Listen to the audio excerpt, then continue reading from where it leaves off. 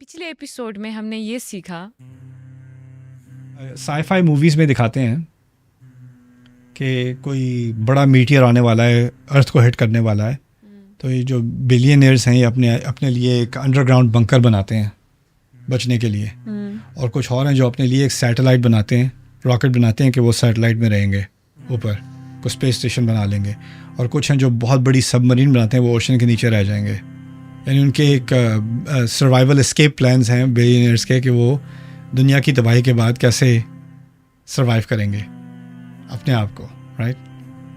ان میں سے ہر escape plan کو اللہ تعالیٰ نے قرآن میں ان کی موویز بنانے سے پہلے ہی برباد کر دیا پرویکٹیولی.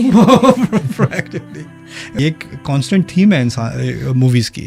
کیوں؟ کیونکہ ابھی تک انسان کو ایک obsession ہے کہ کسی نہ کسی طرح اقطار السماوات والارض سے کہیں نکل جائے.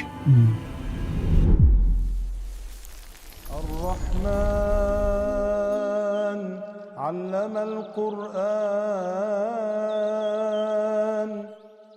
السلام علیکم استاد. وعلیکم السلام. پچھلے سیشن میں ہم نے جیسے قیامت سٹارٹ ہو چکی تھی وہاں پہ جو اس کے سٹارٹنگ مناظر تھے جس میں سے آسمان سے شعلے برسنا تھا یا تانبوں کا گرم ہو کر برسنا تھا، اس کے بارے میں ہم نے سٹارٹ کی. اور اب باقاعدہ ایسا لگ رہا ہے کہ اب آسمان پھٹنے والا ہے، تو وہ ایک قیامت کا منظر بالکل سٹارٹ ہو چکا ہے.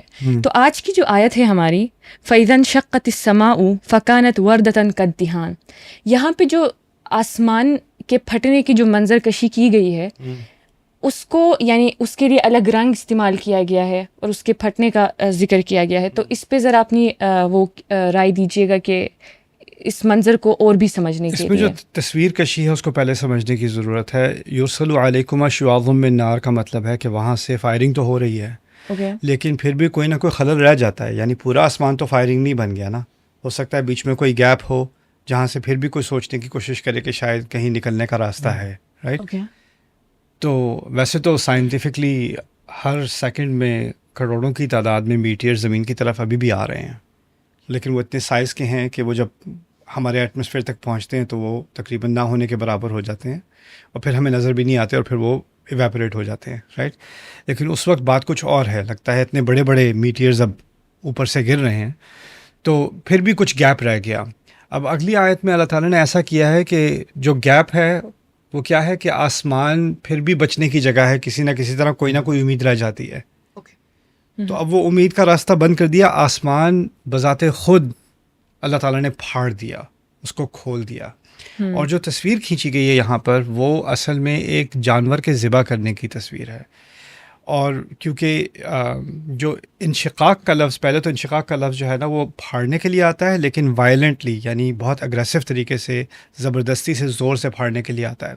اگر آپ تھوڑا سا کپڑے کو کھینچ کے پھاڑیں گے تو انفطار بھی کہہ سکتے ہیں اسے، لیکن اگر آپ اس طرح سے کھول دیں گے پورا اس کو تو وہ انشقاق کہلائے گا.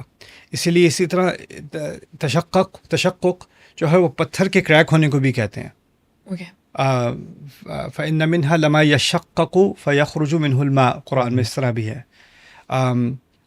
ثُمَّ شَقَقْنَا الْأَرْضَ شَقًّا، جب زمین پھٹتی ہے اور اس میں سے پودا نکلتا ہے تو زمین اوپن ہو جاتی ہے اور اس میں سے پودا نکلتا ہے. تو وہ جو ایک طرح کی پورے پھٹنے والی تصویر ہے نا اس کو کھینچا گیا. اور اسی طرح جب وہ جانور ذبح کرتے تھے اور پھر گوشت تک پہنچنا ہوتا تھا تو اس کو کاٹ کے کھال کو وہ جو چیرتے ہیں نا، اس طرح کی زبان، جس طرح اللہ تعالیٰ اس طرح سے جیسے کہ آسمان کو ذبح کر رہا ہے. اور تو اب وہ تمام آسمان جس کے بارے میں پہلے یہ تصویر کشی جو قرآن میں ہو رہی ہے اس صورت میں، وہ اس کا عکس بتایا جا رہا ہے جو پہلے بتایا تھا. پہلے کہا تھا وَالسَّمَاءَ رَفَعَهَا وَوَضَعَ الْمِيزَانَ، تو اس کے پہلے اور اس کے ساتھ نجوم، چاند، سورج، وہ چیزیں جو ہمیشہ اسٹیبلٹی کا ایک منظر تھیں، جو ہمیشہ ایک حساب سے چلتی ہیں، جو کہ جن کے اندر ایک کامنس ہوتی ہے، جن کے اندر ایک پرسکون منظر ہوتا ہے. زمین پہ جتنا بھی کیوس ہو جائے، جتنی بھی تباہی بربادی ہو جائے، جنگ ہو، زلزلہ ہو، کچھ بھی ہو، آسمان ہی رہتا ہے. آسمان میں یعنی اگر بادل چل رہے ہیں تو بادل ہی چل رہے ہیں، نیچے جنگ ہو رہی ہے لیکن بادل بڑے آرام سے چل رہے ہیں. اوپر سورج نکل رہا ہے، سورج گر رہا ہے، اس کی کوئی سپیڈ تیز نہیں ہوئی، کم نہیں ہوئی، کچھ نہیں ہوا. زمین میں جو کیوس ہوتا ہے نا اس کا آسمان پہ کوئی اثر نہیں ہوتا. تو آسمان اصل میں پھر انسان کے لیے ایک طرح سے ایک ہی چیز جو رہ جاتی ہے جو ہلتی نہیں ہے اپنی جگہ سے، ہل ترا من فطور جیسے اللہ تعالیٰ نے کہا ہے نا، وہ پھر سائیکولوجیکلی بھی ایک چیز بن جاتی ہے جو ہماری اسٹیبلٹی ہے، آسمان. بالکل ٹھیک ہے. تو اب اللہ تعالیٰ نے وہ چیز بھی ہم سے لے لی قیامت کے دن. فَإِذَا انشَقَّتِ السَّمَاءُ، اب آسمان کو بھی پھاڑ کر کھول دیا. اور پھاڑ کر کھولنا یہ اس کا ایک طول اور ایک عرض ہوتا ہے، یعنی کپڑا ہے جس کو پھاڑ کر کھولا جاتا ہے، کھال ہوتی ہے، اس کا ایک سائز ہوتا ہے، اس کی ایک لمٹ ہوتی ہے. اللہ تعالیٰ نے آسمان جس کے بارے میں ہم سوچتے ہیں تو ہمیں لگتا ہے نہ اس کی کوئی وڈتھ ہے، نہ طول ہے، نہ عرض ہے، نہ وڈتھ ہے، نہ ہائٹ ہے، یعنی انلمیٹڈ ہے. لیکن اللہ تعالیٰ نے اس کو اس طرح سے یہاں پر اس کی منظر کشی کی ہے جیسے اس کے سامنے تو وہ ایک چھوٹی سی چیز ہے جس کو اس نے پھاڑ کے کھول دیا. سو فَإِذَا انشَقَّتِ السَّمَاءُ. پھر اس کے بعد یہاں پر پہلے تو مصیبت زمین کی تھی اور شاید آسمان میں کوئی نہ کوئی جگہ بچنے کی ہے. اب آسمان بھی جب پھٹ گیا تو اس سے مراد اب کیا ہو سکتی ہے؟ اس سے 2-3 چیزیں مراد ہو سکتی ہیں، کیونکہ اللہ تعالیٰ نے یہ آسمان کے کھلنے اور پھٹنے کی تصویر اور جگہ بھی ہمیں پیش کی ہے. وَفُتِحَتِ السَّمَاءُ فَكَانَتْ أَبْوَابًا مثلاً. اور مقصد یہ ہے کہ جب وہ دروازے کھلیں گے آسمان کے اور پھر بادل الگ الگ ہٹ جائیں گے تو هل ينظرون الا ان ياتيهم الله في ظلل من الغمام والملائكه وقضي الامر. فرشتے اترنے شروع ہوں گے، اللہ تعالیٰ کی آرمیز آنے لگی ہیں. تو جس طرح ایک پرانے زمانے میں ایک جو بادشاہتیں ہوتی تھیں ان کے جو شہر ہوتے تھے بادشاہوں کے، اس میں وہ پہاڑ کے اوپر تو ان کا محل ہے، نیچے پورا شہر ہے اور شہر کے گرد بہت بڑی فصیل ہے. رائٹ. اور اس کے بڑے بڑے گیٹس ہوتے ہیں، آپ گیٹ کے تھرو آپ کو سیکیورٹی کے تھرو جانا پڑتا ہے. اگر کوئی باہر سے فوج آ رہی ہے اس پہ اس کو قبضہ کرنے یا جنگ میں، تو اگر وہ گیٹ تک پہنچ جاتے ہیں تو ایک الارم ہوتا ہے. ایک دفعہ وہ گیٹ کھل گیا تو اب آرمیز آنا شروع ہو جائیں گی. آسمان ایک طرح کا گیٹ ہے، اب وہ گیٹ پھاڑ کر کھول دیا ہے. اب اللہ تعالیٰ کی فوج یعنی کہ فرشتوں کے آنے کا وقت ہے، لیکن ان کے آنے سے پہلے جب گیٹ پھٹتا ہے یا برباد ہوتا ہے تو اس کا بھی ایک دھواں ہوتا ہے، اس کی ایک ایکسپلوژن ہوتی ہے. اب اس ایکسپلوژن کے سین کو یہاں پر تصویر کھینچی جا رہی ہے اس کی کہ وہ کیسا لگے گا. فَإِذَا انشَقَّتِ السَّمَاءُ فَكَانَتْ وَرْدًا. اب اذا کا لفظ بھی بہت ضروری ہے یہاں پہ. اذا المفاجئیہ ہے یہ اور المفاجأہ ہے، یعنی کہ یہ ایسا اذا ہے جو ایک دم سے، یعنی پہلے ہی شاکنگ چیز ہو رہی تھی لیکن ایک دم سے اس سے کہیں بڑا شاک ہو گیا. جیسے کوئی ایک جگہ کوئی دھماکہ ہوا اور ابھی ہم اسی سے ڈیل کر رہے ہیں تو اس سے بہت بڑا دھماکہ ہو گیا. تو پہلے ہی بہت سارا کیوس تھا اس سین میں، اتنی افراتفری تھی، اور اس کے بعد اس سے کہیں زیادہ بڑا مسئلہ کھڑا ہو گیا. آسمان اٹ سیلف جو ہے وہ پورا آسمان ہی پھٹ گیا. پھر یہاں پر وردہ کا لفظ جو کہ یا تو پھول کے لیے استعمال ہوتا ہے، گلاب کے لیے، وہ بھی ایک طرح سے عکسی جو تصویر کشی ہے قرآن کی. یعنی جو چیز ہم خوبصورتی کے ساتھ ایسوسیٹ کرتے ہیں اب اس کو خوف کے ساتھ ایسوسیٹ کر دیا. اسی طرح آسمان بھی خوبصورتی کا منظر تھا. وَلَقَدْ زَيَّنَا السَّمَاءَ الدُّنْيَا بِمَصَابِيحَ. آسمان کی خوبصورتی کو بار بار اللہ تعالیٰ نے اس کی طرف اشارہ کیا ہے، لیکن اب یہی آسمان ہمیں پھٹ کر ہمیں خوف دلا رہا ہے. رائٹ. اور اسی طرح جو پھول ہوتا ہے اس کی خوشی ہوتی ہے لیکن اس کے رنگ اب خون کی طرح اور لال گلاب کی طرح، اور اس کے مختلف ٹیکسچرز ہوتے ہیں. تو کہیں سے کہیں بلیڈنگ ہو رہی ہے، کہیں سے کہیں بلیڈنگ ہو رہی ہے، اور مختلف کلرز کے جو ہیوز ہیں وہ آپس میں مکس ہو رہے ہیں. تو آسمان کا ایک رنگ نہیں رہا، اس کے بہت سارے رنگ شروع ہو گئے. فکانت وردتاً. پھر وردہ کا لفظ عربی میں جو شیر کی کچھ شیر جو ہیں ان کی کھال کی جو رگت ہوتی ہے وہ اس میں لالی ہوتی ہے، ریڈنس ہوتی ہے، اس کو بتایا جا رہا ہے. اب اندازہ کریں آسمان جو ہے ابھی نیلا ہے، اس کی وجہ سے ہمیں سمندر نیلا لگتا ہے. آسمان کی جو روشنی ہے، جو اس کا ٹیکسچر ہے، اس کا اثر ہماری جو چیز ہمیں نظر آتی ہے وہ اس کے وجہ سے نظر آتی ہے. بالکل. تو اس کے کلر اگر آسمان گرے ہو گیا یا آسمان ڈارک ہو گیا تو سمندر بھی ڈارک ہو جاتا ہے. رات ہوتی ہے تو سمندر کالا لگتا ہے. رائٹ. ہماری پوری ہمارا جو ویو ہے دنیا کا دن میں اور رات میں، اس کا جو ٹیکسچر ہے، جس رنگ سے وہ ہمیں نظر آتا ہے، وہ اصل میں ہم آسمان پر ڈیپینڈ کرتا ہے. جس طرح ابھی اگر اس کمرے میں کوئی گرین لائٹ آن کر دے تو ساری چیزیں گرین لگنی شروع ہو جائیں گی، ریڈ لائٹ آن کر دے ریڈ لگنی شروع ہو جائیں گی. بالکل. رائٹ. تو اگر ایک روشن دن ہے اور دھوپ نکلی ہوئی ہے تو ہر چیز اپنے نارمل رنگ میں سامنے آئے گی. اگر آسمان لال ہو گیا, خونی لال ہو گیا, تو اب اندازہ کرو ہم کیسے دیکھیں گے ایک دوسرے کو. لال. اور یعنی پوری دنیا اب خون میں ڈوب گئی ہے. اب تو کہیں کوئی نارمل سی نظر ہی نہیں آ رہا. تو یہ فَإِذَا انشَقَّتِ السَّمَاءُ فَكَانَتْ وَرْدًا کہ اندر صرف آسمان پر ہی اثر نہیں پڑا, اب تو اوپر دیکھ کے ڈر لگتا ہے, لیکن یہاں بھی اس کے اثرات تو نیچے نظر آتے ہیں. تو یہ سب چیزیں لال کیوں ہو گئی؟ اوپر دیکھا تو اور ہی بہت برا حال ہے. رائٹ. سو دس از فَكَانَتْ وَرْدَةً. اور اس کے بعد کدھان, پھر اس کی تشبیہ دی ہے دھان کے ساتھ. اور دھان اصل میں تیل کو کہتے ہیں. اور تیل جو ہے وہ جب پکڑا ہوتا ہے تو اس کا ٹیکسچر ڈارک ہو جاتا ہے اور پھر وہ پھٹنا شروع کر دیتا ہے. یعنی وہ کبھی کبھی تیل آپ فرائی کر رہے ہوں تو اس کے چھوٹے چھوٹے ٹپکے جو ہیں وہ قطرے وہ نکلنا شروع ہو جاتے ہیں فرائنگ پین کے اندر سے نا. تو اس طرح کی ایکسپلوژنز ہو رہی ہیں آسمان کے اندر کہ وہ دھان کی طرح, ایک تو وہ پھٹا ہے اور پھر پگھلنا شروع ہو گیا آسمان, گرنا شروع ہو گیا آسمان. یہ اصل میں اللہ تعالیٰ نے تصویر مکمل کی ہے جو میزان پہلے بتایا تھا نا. اور میزان میں ہر چیز اپنی جگہ پر ہوتی ہے. میزان میں ایک چیز کا وزن ہوتا ہے, ایک چیز کا مقام ہوتا ہے, وہ جہاں ہونی چاہیے وہیں پہ رہتی ہے. وَوَضَعَ وَالسَّمَاءَ رَفَعَهَا وَوَضَعَ الْمِيزَانَ. اب وہ میزان پوری طرح سے توڑ دیا گیا ہے. رائٹ. تو پہلے اس میزان کو پوری طرح اسٹیبلش کیا, بنایا, الشمس والقمر بحسبان والنجم والشجر یسجدان.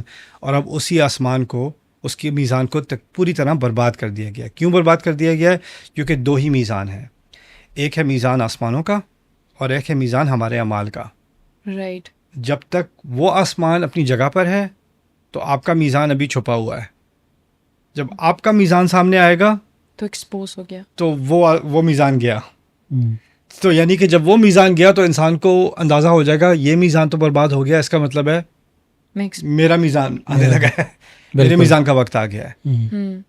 تو اللہ تعالیٰ نے اس طرح سے اس دن والوزن یومئذ الحق, اس دن جب وزن کیا جائے گا تو وہی اصل ہوگا. اور اس کی اصلیت اتنی بڑی ہے کہ اس وقت تو سورج اور ستارے جو یہ ہیونلی باڈیز ہیں جن کا ہمارے حساب سے, ہماری فزکس کے حساب سے ان کا سائز, ان کا ویٹ اتنا زیادہ ہے کہ ہم اس کے سامنے کچھ بھی نہیں ہیں. یونیورس کا سائز کیا ہے, اور چاند کا یا سورج کا میس کیا ہے, اس کا وزن کیا ہے. اب ان چیزوں کو بے وزن بنا کے ہماری چھوٹے اعمال جن کا ہم کچھ وزن سمجھتے ہی نہیں تھے, اب وہ وزنی ہو گئی, اب وہ وزنی ہو گئی ہیں. اب وہ وزنی ہو گئی ہیں. اب والوزن یومئذ الحق. تو ایک تو یہ جانور کی امیجری سمجھنا ضروری ہے کیونکہ قرآن میں کھیت کی امیجری, کھیت کی تصویر کشی اور کھیت سے متعلق اور جانور سے متعلق, عام طور پہ کھیت سے متعلق جانوروں کی اور پانی سے متعلق, یہ تین تصویریں جو ہے نا قرآن میں بہت زیادہ ریپیٹ ہوتی ہیں. بالکل. تو ابھی بھی اگر آپ شروع میں دیکھیں تو کھیت کی امیجری تھی یا باغبانی کی امیجری تھی شروع میں, پھر پانی کی بھی امیجری تھی. رائٹ. تو یہ امیجریز چلتی رہتی ہیں ساتھ ساتھ. بس ایک جانور کی امیجری رہ گئی تھی اس سین میں, کیونکہ فارم میں کیا ہوتا ہے, ایک تو پودے ہوتے ہیں, دوسرا جانور ہوتا ہے, تیسرا پانی ہوتا ہے. 3 ایلیمنٹس ہوتے ہیں. وہ تینوں ایلیمنٹس یا تو کبھی بارش کی مثال دے گا اللہ تعالیٰ, کبھی اصابت حرث قوم ظلموا انفسہم, کبھی کھیتی کی مثال دے گا. اور یہ 3 چیزیں کیوں ہیں؟ کیونکہ یہ ہم سمجھتے ہیں یہ پرانے زمانے کی بات ہے, کسی دیہات کی بات ہے, وہاں کھیتی ہوتی ہے. آج تک ہیومن سویلائزیشن کا انحصار کس چیز پر ہے؟ ایگریکلچر پر ہے. جس سوسائٹی میں ایگریکلچر نہیں ہے وہ اس کی اتنی ہیوی ڈپینڈنسی ہے اس کے اوپر, اتنا زیادہ اس کا جی ڈی پی استعمال ہوتا ہے صرف باہر سے امپورٹ کرنے میں کہ یہ گڈز ہمارے پاس نہیں ہیں, ہمیں چاہیے. جیسے کچھ سال پہلے, اب تو پتہ نہیں کیا ہے صورتحال قطر میں, قطری جو ہیں وہ ہزاروں کی تعداد میں گائے امپورٹ کرتے ہیں تاکہ وہاں پر لوکل دودھ آ سکے. رائٹ. اور یہاں سے آسٹریلیا کے زیادہ تر جو فارمز ہیں وہاں پر حلال میٹ ڈسٹریبیوٹ ہوتا ہے, کیونکہ یہاں ملیشیا, انڈونیشیا میں جہاں سے قریب ہے, ان کے پاس پولٹری کی کمی ہے اور ان کے پاس میٹ کی کمی ہے, تو ان کا زیادہ تر میٹ آسٹریلیا سے آتا ہے. وہاں سے یہ امپورٹ کرتے ہیں. ایک ڈپینڈنسی ہے دنیا کی. جو اس طرح سے آپریٹ کرتی ہے. تو اللہ تعالیٰ نے اس نظام کو, اس کی تصویر کشی کو بار بار یوز کیا ہے کیونکہ وہ ہمیشہ ریلیونٹ رہے گی ہمارے لیے. رائٹ. اس سے ہم باہر نہیں نکل سکتے. صحیح. تو اب آسمان کو بھی ایک جانور بنا کے جانور کی طرح ذبح کر دیا. فکانت وردۃ کالدہان. سبحان اللہ. تو ہم نے پہلے بھی اس بارے میں بات کی کہ جہنم کا ذکر ایک نعمت ہے ہمارے لیے, کہ ہم پہلے سے انفارم ہو جاتے ہیں کہ اللہ تعالیٰ نے نعمت کے طور پر ہمیں یہ چیز بیان کی ہے. تو میں چاہوں گا کہ اس خاص ورس کو ہم کیسے سمجھیں ایز اے نعمت ہمارے لیے. اصل میں اس میں جو نعمت کیا چیز ہے کہ انسان شر سے بچے اور بھلائی کی طرف رجحان ہو, جو چیز اس کو نفع دے اس کی طرف وہ ڈائریکٹ ہو جائے. جس طرح ہم کہتے ہیں نا دال علی الخیر کے فاعل ہی, حدیث میں آتا ہے کہ جو اچھی چیز کی طرف آپ کو اشارہ بھی کر دے اس کا اجر وہی ہے جس نے وہ اچھا کام کیا. بالکل رائٹ. آپ نے کسی ڈاکٹر کو ہسپتال کی ڈائریکشنز دے دیں کہ اس کی سرجری کے لیے وہ لیٹ ہو رہا ہے, تو اس سرجری کا اجر بھی آپ کو مل گیا کیونکہ آپ نے اس کو ڈائریکشنز دے دی. الدال علی الخیر کا فاعل ہی. رائٹ. اللہ تعالیٰ نے ہمیں جب یہ آسمان کے بارے میں اس قسم کی تصویر کشی کی ہے, آسمان سے اونچی ہمارے نزدیک کوئی چیز نہیں ہے, اور اونچائی سے ہم رتبے کو ایسوسیٹ کرتے ہیں. جو جتنی اونچی چیز ہے اتنا اس کا اتنا رتبہ ہے. ٹھیک ہے. تو اسی لیے پرانے کلچرز میں اور پرانے مذہبوں میں پہاڑوں کی بڑی عزت تھی, اور پہاڑوں کی بلکہ عبادت بھی کی جاتی تھی کیونکہ وہ اونچے ہیں. بادلوں کی عزت کی جاتی تھی, بادلوں کی عبادت کی جاتی تھی. بڑے بڑے ٹیمپلز بنے تھے جو ستاروں کی سمت میں تھے کیونکہ ستارے اونچے ہیں. تو چاند کا بھی ایک خدا تھا, سورج کا بھی ایک خدا تھا, جیسے فرائضہ کے ہاں سورج بھی ایک خدا تھا. جو چیز اونچی ہوتی ہے اس کا رتبہ ہوتا ہے. اور پھر ہماری سوسائٹی میں بھی کیا ہوتا ہے, جس کا علم اونچا ہو وہ رتبے والا, جس کا مال زیادہ ہو وہ رتبے والا, جس کا اقتدار زیادہ ہو وہ رتبے والا. اب سب سے زیادہ اونچی چیز جس کو ہم امیجن کر سکتے ہیں وہ کیا ہے؟ آسمان. اور سب سے نچلی چیز جو سب سے ہمبل چیز ہے نا, وہ ایک جانور ہے جو کسی کی ملکیت ہے, جس کو آپ ذبح کریں, ذبح کرنا چاہیں تو ذبح کر دیں, اس کا دودھ لینا چاہیں تو دودھ دے لیں, پلانا ہے تو پلا دیں, مارنا ہے تو مار دیں, کھانا ہے تو کھا لیں. بالکل. تو جو سب سے ہمبل پوزیشن ہے نا وہ ڈومیسٹیکیٹڈ اینیمل کی ہے, یعنی کھیتی باڑے والے جانور کی ہے. اب جب اس جانور کے ساتھ اس سب سے اونچی چیز کو سب سے نیچی چیز کے ساتھ تشبیہ کر دی, رائٹ, اس ذبح کی انالوجی میں, تو انسان کو ایک چیز سمجھ میں آ گئی کہ اللہ تعالیٰ نے مجھے اونچا مقام تو دیا ہے, لیکن مجھے میری بچائی اسی میں ہے کہ میں اپنی اوقات کو سمجھوں. تو اور جب اللہ چاہتا ہے وہ یہ کر سکتا ہے سب سے اونچی مخلوق کے ساتھ, تو میں کیا چیز ہوں؟ میں اپنے آپ کو اتنا اونچا کیوں سمجھتا ہوں؟ میری اونچائی تو اس آسمان کے مقابلے میں کچھ بھی چیز نہیں ہے. تو یہ جو نعمت اللہ تعالیٰ نے ہمیں اس آیت میں دی ہے وہ ہماری ہیوملٹی ہے, وہ ہماری انا کا توڑ ہے, ہماری اپنی جو میں بڑی چیز ہوں, میں بڑی اونچی چیز ہوں. اور اونچا کیا ہوتا ہے؟ کسی اور کو نچلا دیکھنا. رائٹ. بالکل. تلک الدار الآخرہ لا نجعلها للذین لا یریدون علوا فی الارض ولا فسادا والعاقبۃ للمتقین. ہم نے یہ آخری گھر بنایا ہے ان لوگوں کے لیے جن کو اونچائی کا شوق نہیں ہے. لا یریدون علوا فی الارض, وہ علو نہیں چاہتے, دوسروں کے اوپر ہونا نہیں چاہتے, اور اسی کے ذریعے سے فساد نہیں چاہتے. اصل میں میزان کا مقصد بھی یہی ہے کہ انسان اپنی حد سے اوپر نہ جائے اور کسی کے سامنے زیادہ نہ بھڑکے. رائٹ. تو ان چیزوں کو دوبارہ سے ایک فریم میں لا کر ہمیں ایک بہت بڑا تحفہ دیا گیا ہے, ہماری ہیوملٹی. اور ہماری ہیوملٹی ہمیں اپنے ہی نقصان سے بہت بچاتی ہے. فرعون کو کس چیز نے برباد کیا؟ تکبر نے, اپنے علو ہے. ان فرعون کان عالیا فی الارض, ان فرعون کان عالیا فی الارض, علا فی الارض, انه کان عالیا من الکافرین. تو یہ اور اسی طرح قارون کو بھی اپنے علو نے برباد کیا. تو اللہ تعالیٰ اگر ہمیں اپنے علو سے بچا رہا ہے, اپنی اونچائی کے کانسیپٹ سے بچا رہا ہے, تو وہ ہمیں اپنے آپ سے بچا رہا ہے. ہمیں ہمارے اندر ہماری جو تباہی کا مواد ہے وہ ایکچولی ہماری اپنی ایروگنس بھی ہے, اپنے ہی شر سے. اس میں جو دھیان, یعنی آپ نے جیسے بات کی کہ دھیان ہوتا ہے گرم تیل کو کہتے ہیں, یعنی ابلتے ہوئے تیل کو. تو میں سوچ رہی تھی کہ آسمان اور گرم تیل میں جو مطلب یہ کون سا ریلیشن شپ ہے, کیونکہ اس سے پہلے آیتوں میں محل لفظ یوز ہوا ہے یا دوسرے, لیکن اس میں کیا ایسی بات ہے؟ تو دہن کا ایک اور معنی عربی میں جو ہے وہ اینیمل فیٹ بھی ہے, جس کا تناسب بنتا ہے ذبح کرنے سے اور لالی سے اور ان چیزوں سے. رائٹ. لیکن دھیان میں ایک, کیونکہ وہ لیکوڈ ہے, رائٹ, اور وردہ میں جو فکانت وردہ کا دھیان میں اس طرح سے ہے کہ دو تشبیہوں کو ایک کر دیا، دو الگ الگ تشبیہوں کو. ایک تشبیہ تھی لالی کی اور دوسری تشبیہ ہے تیل کی. لالی کی تشبیہ سے رنگت کا کانسیپٹ سامنے آ گیا کہ کیسا لگے گا، اور تیل کی تشبیہ سے اس کے پگھلنے کا، اس کا اپنی شیپ لوز کرنے کا، اسٹیبلٹی لوز کرنے کا، اور اس کی ہیٹ کا. رائٹ. وہ جو ایلیمنٹس رنگ میں نہیں آئے تھے وہ اس کے ٹیمپریچر اور اس کی اسٹیٹ کے جو باقی ایلیمنٹس ہیں وہ سارے آ گئے. تو اس طرح سے ایک تصویر کے دو پہلو، جو اگر ان میں سے ایک سامنے لائی جاتی تو دوسری رہ جاتی، ان دونوں کو جوڑ دیا گیا ہے وردتاً کالدہان. رائٹ. ویسے استاد اگر آپ دیکھیں اس سے پہلے شعلوں کا ذکر ہوا تھا. جیسے آپ امیجن کریں آسمان پھٹ چکا ہے اور وہاں سے گرم گرم تانبے یا پھر شعلے برس رہے ہیں، تو جو اب آسمان ہے یہاں پہ اس کو آئل کے ساتھ تشبیہ دی گئی ہے. تو ایک پروسیس ہوتا ہے جب آپ بہت زیادہ گرم تانبا وہ کرتے ہیں، میٹل کو گرم کرتے ہیں کوئی اسٹرکچر دینے کے لیے، تو اس پروسیس کو کوئنچنگ کہتے ہیں، کہ آپ اس کو پانی میں نہیں، اس کو اسٹیبلٹی دینے کے لیے اس کو آئل میں آپ ڈپ کرتے ہو تاکہ وہ کیا کرے، وہ اسٹیبلٹی گین کرے. تو یہاں پہ جب دھیان آیا ہے، مجھے لگ رہا ہے اس امیجری کو وہ کمپلیٹ کر رہا ہے، پیچھے والی امیجری کو. اور اس میں ایسا لگ رہا ہے کہ جیسے دھیان، یعنی وہ اسٹیبلٹی وہ اتنا گرم ہو چکا ہے کہ اب آئل بھی، کیونکہ آئل کی پانی کے بنسبت اس کی میلٹنگ پوائنٹ زیادہ، بوائلنگ پوائنٹ زیادہ ہوتی ہے، اب اس کی انٹینسٹی اتنی زیادہ ہے کہ اب دھیان بھی کیا ہو گیا، ابل رہا ہے. تو شاید یہ ریلیشن شپ بھی اس میں ہائی لائٹ ہوتی ہے. سبحان اللہ. اگلی قسط میں ہم انشاءاللہ سیکھنے جا رہے ہیں. قبیلہ ہوا کرتا تھا جس کی بڑی ان کی فخر والے لوگ تھے، تو اپنے آپ کو انف الناقہ کہتے تھے.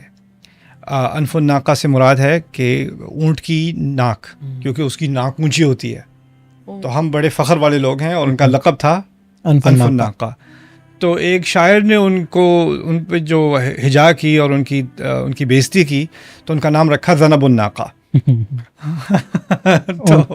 تو اس طرح سے ایک دوسرے سے وہ طنز کیا کرتے تھے، ایک دوسرے کو اٹیک کرتے تھے پوئٹری میں نا.